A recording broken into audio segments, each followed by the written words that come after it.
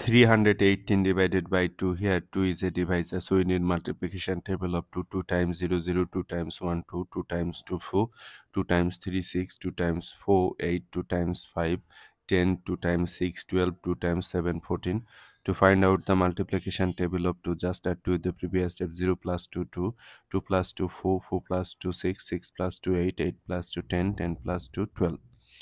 2 goes into 3 how many times? This is our working dividend.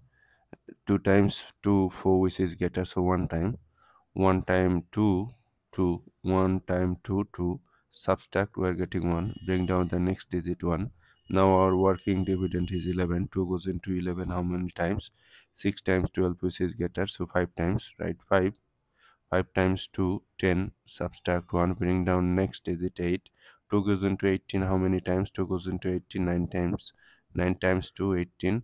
Subtract 0. So 159 is your answer.